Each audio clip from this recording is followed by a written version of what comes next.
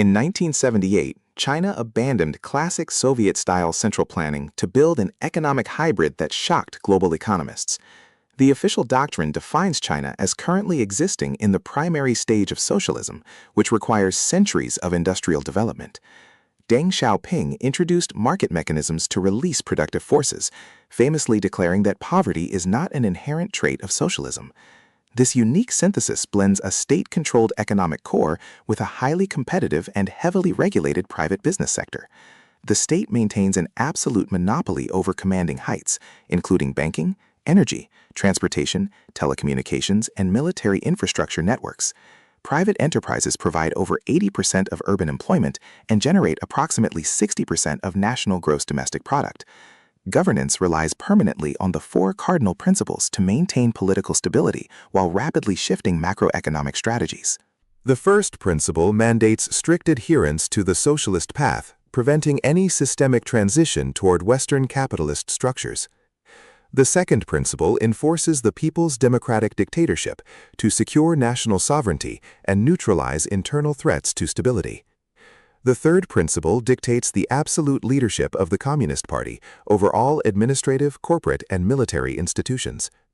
The fourth principle binds all state policy to Marxism, Leninism, Mao Zedong thought, and subsequent updated ideological frameworks. Special economic zones like Shenzhen functioned as isolated geographical laboratories to test international capitalist trading practices safely. Foreign direct investment entered these zones, transferring advanced technology, management systems, and manufacturing standards to domestic firms. Land across China remains state-owned or collectively managed, preventing private real estate developers from absolute ownership. The household responsibility system replaced agrarian communes, leasing land to individual farmers based directly on their production output. Master 5-year plans determine national production targets, technology goals, and ecological limits across every industrial sector.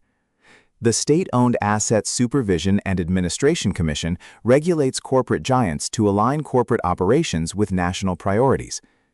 The 3 represents ideological amendment officially integrated private entrepreneurs and business elites into the political apparatus. The scientific outlook on development shifted metrics from raw economic expansion to environmental sustainability and societal harmony. Xi Jinping thought represents the contemporary era, focusing on high-quality development, technological self-reliance, and strict ideological alignment. Common prosperity strategies target the domestic wealth gap through progressive fiscal measures, corporate philanthropy, and expanded rural safety nets. Supply-side structural reform directly downsizes industrial overcapacity, cuts corporate leverage, and eliminates non-viable state-backed zombie companies. The dual circulation framework prioritizes domestic consumption as the primary driver, while maintaining robust engagement with foreign trade. The International Belt and Road Initiative builds global infrastructure networks to secure foreign trade routes and energy supply lines. Western economists frequently categorize this architecture as state capitalism, highlighting the political intervention in resource allocation, capital markets, and corporate boardrooms. Official Chinese theorists reject this label, arguing that markets function merely as tools, while dominant public ownership prevents capitalist class capture.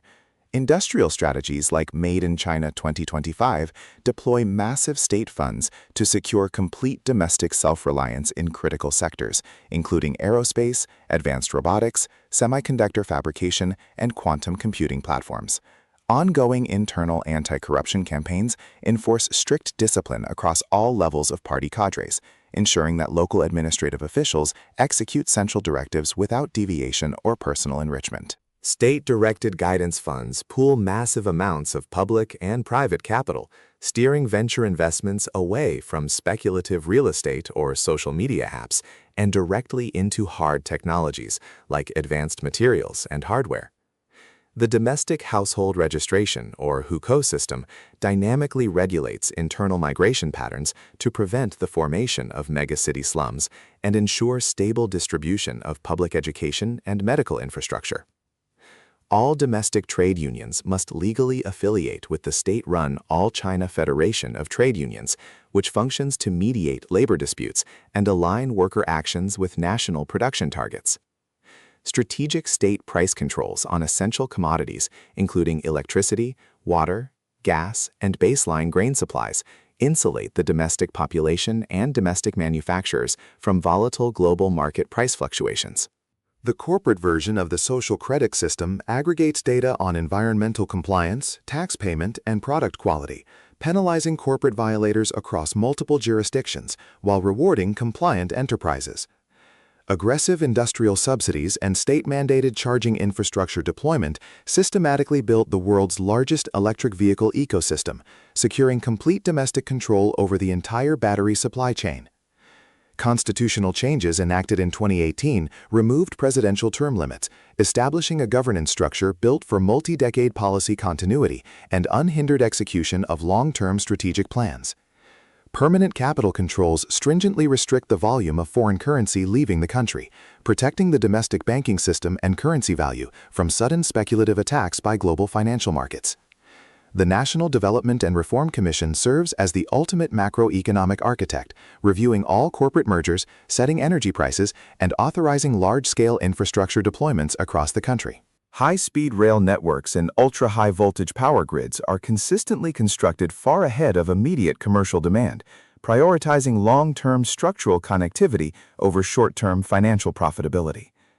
Environmental targets are integrated directly into local official evaluation metrics, forcing regional bureaucrats to balance industrial output with carbon intensity reductions and reforestation goals. The ultimate milestone articulated by leadership targets the realization of a fully modernized, prosperous, powerful, democratic, culturally advanced, and harmonious socialist nation by the year 2049.